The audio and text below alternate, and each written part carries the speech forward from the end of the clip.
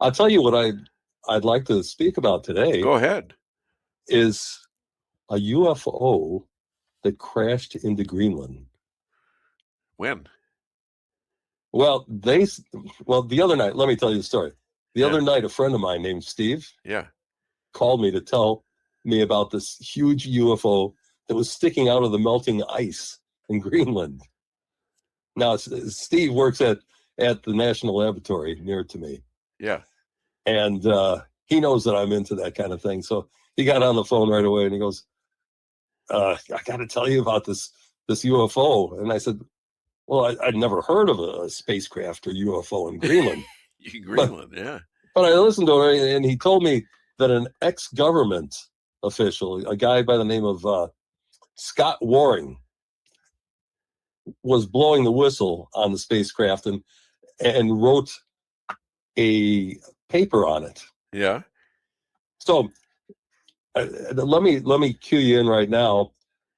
I sent you a picture of it on Google Earth. You did? Yeah. When, just now? So, yeah. So it's on one of the, like, Messenger or something. Are you listening to this? You can look for it. JP? Yeah. Do we have the picture? See if you can find it. All right. So, yeah. All right. Well, he's looking for it, and we'll keep on going. So you actually, this was recent then, very recent. Yeah. Well, he learned about this recently, but the UFO crash. Yeah. I believe what he was saying happened millions of years ago. Oh. And now the ice is melting. So and more of it's visible. So there's so much ice. It's 90% ice in what I learned in Greenland. 90%, and it's ice that's like hundreds, like miles deep. You know, maybe 500 miles deep. Okay. So wow. anyway, he described this thing as triangular. Triangular. And okay. He goes, it's triangular, and you could actually see the cockpit of the ship now. Yeah. And so this Warren guy seemed to think that it happened millions of years ago, and it's been buried under the Greenland ice shelf for all that time. Wow. And you have examples of that on Mars, is that correct? Yeah, we got some of that too, right? And the moon. I think I shared some of that with you. Yeah. I mean, you know, and since I've had an experience with a UFO about 1981 or 82, where I stood by my house in the middle of like June and or July when it was like 100 degrees and sunny, and suddenly felt like I was being watched by something, and turned around and saw this huge silver, big, fat machine that was hovering over about a block and a half away from me. It wasn't like it was far off or anything like that. And it was just sitting there. I was looking around for anybody to see this. Okay. But there was nobody. And after about a minute and a half, 2 minutes, it disappeared without a noise, without anything. Yeah. It just went away. You know, you're not the only one that has seen that. A lot of people have seen that cylindrical, almost cigar-shaped type of cigar, UFO. but it was big and fat. Yeah, and it was like it wasn't a broken thing. It was very smooth and silver, and I didn't see any windows on it or anything. It just all of a sudden it just took off. It didn't have any noise to it. You know, it's amazing. Yeah. Well, anyway, he told me that the U.S. military has been studying it for decades before it got further exposed. Okay, so they all know about this. Yeah. So why is it such a big damn secret? Well, you know, they don't want our adversaries to know about it. You know, that's probably it. And they're gleaning information that they want to keep under wraps so that we would be the only nation that benefited from it. So did I just put myself in government peril because I told them about my experience? No, not at all. Okay. They, you know, they're.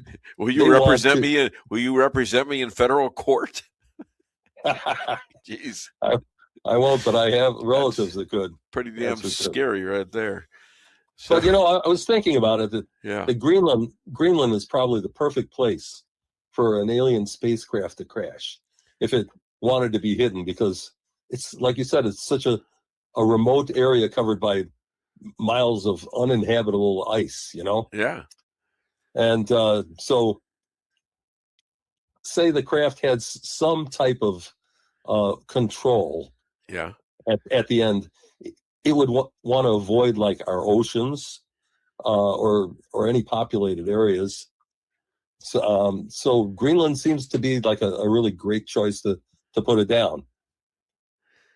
What is the logic of people saying that the odds of the universe with trillions of possibilities not having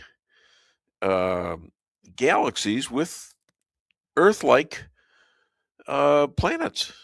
I mean, the logic to me now is, and I never really thought about this until I saw that object up there. There's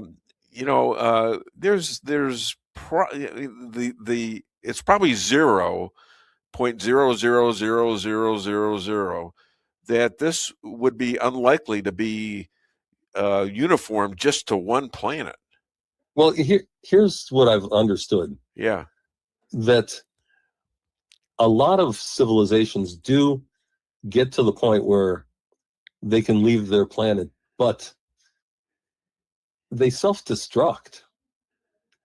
There's like a threshold that they don't make it over technologically. They seem to self-destruct and not be able to move it forward. So I think a lot of these civilizations are out there and just they get snuffed out. They're out there on other planets. Yeah, oh sure. And sometimes the planets run out of sunlight or whatever sun they're under, or some things happen to their oh, there's a lot of things that could happen.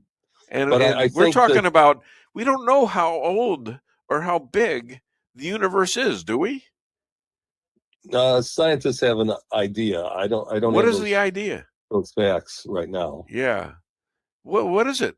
How can you find the end of it? Well, they're making a lot of new calculations because of the space-based telescopes that they have. Yeah. And it does have a point where it seems to have started from. Okay. Hence the Big Bang. Where was that? Well, you said the Big Bang. There was a Big Bang, and what was there before the Big Bang? It's a big mystery. It could be a series of Big Bangs, multiple universes. But anyway, getting back to this thing. Yeah. Trump knows about the spacecraft. He had an uncle. He had an uncle who was at MIT. The real reason I understand that he's pushing for Greenland to become a U.S. territory is not really about rare earth metals or defense. It's keeping this under wraps, and he just doesn't want the spacecraft or any of the technology from it to fall into the hands of our adversaries. Okay, so it's protected, but in a different way than we're thinking. But he's going to build the Golden Dome over it. That would be the logical thing, to build the Golden Dome. And for some reason, this is the Jews in Israel who created the Iron Dome, and they even have the people that created it. He's claiming, oh, that was all tech from United States. That was what Reagan.